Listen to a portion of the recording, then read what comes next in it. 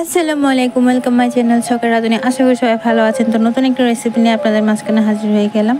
এটা cup China গ্রাস বলে চলে। এই চায়না গ্রাসটা করতে কিন্তু খুব সহজ, তবে এটা কাপের মধ্যে করার কারণে এটা অনেক বেশি আকর্ষণীয় হয়, দেখতেও সুন্দর হয়, খেতে তো অবশ্যই মজা হয়। তো আমি এটা প্যাকেট চায়না গ্রাস করব, বাট আমি আপনাদেরকে এটা দেখাচ্ছি কারণ এইভাবে করলে দেখতে একটু সুন্দর লাগে। তো আমি এখানে ফার্স্টে দুধ নিয়ে নিয়েছিলাম। এখানে দুধের মধ্যে আমি 2 কি 3 চামচ মতো আদা গুঁড়ো দুধ দিয়েছিলাম। আমি এখানে আধা লিটার দুধ নিয়েছি, আধা লিটার তরল দুধটা নিয়েছিলাম। এরপর আমি এটা ঠান্ডা থাকা অবস্থায় গুঁড়ো দুধটা অ্যাড করছি। এরপর এটাকে ভালো করে মিক্স করার পর আমি 1 প্যাকেট চায়না গ্রাসের যে বাজারে মুদির দোকানে পাওয়া যায় ওটাই আমি অ্যাড করলাম। আপনারা যে কোনো কোম্পানি যে কোনো ব্র্যান্ডে নিয়ে ইউজ করতে পারেন। এরপর আমি এটা খুব ভালো করে চিনিটা মিশিয়ে নিচ্ছিলাম।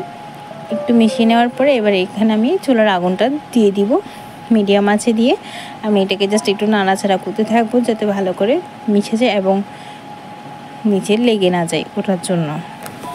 তো এটা যেহেতু প্যাকেটের সব কিছু থাকে এর মধ্যে, তো এক্সট্রাভাবে কিছু অ্যাড করার প্রয়োজনে এটা একটু ঘন হয়ে আসলে এটা এবার একটু ঠান্ডা হতে দিলে নর্মাল ফ্রিজে টেম্পারেচারে রাখলে কিন্তু এটা হয়ে যায়। বাট আপনি যদি ঘরের মধ্যে চায়না গ্রাসটা রেডি করতে চান তাহলে কিন্তু ওই রেসিপিটাও আমি আপনাদের সাথে শেয়ার করবো খুব তাড়াতাড়ি। আমার চ্যানেলের মধ্যে নজর রাখুন। আমার চ্যানেল যদি নতুন দেখুন তাহলে অবশ্যই আমার চ্যানেলটি সাবস্ক্রাইব করবেন।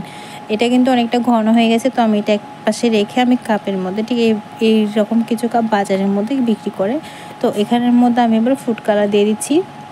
এক ফোঁটা করে ফুড কালার দিয়ে এবার আমি এটাকে খুব ভালো করে মিক্স করে নেব। চায়না গ্রাসটা আমরা সচরাচর একটা বাটিতে নিয়ে এরপরে এটাকে ঠান্ডা করার পরে ছুরি দিয়ে কেটে পরিবেশন করে থাকি। বাট এভাবে পরিবেশন করলে দেখতে আকর্ষণীয় লাগে, লোভনীয় লাগে খেতেও।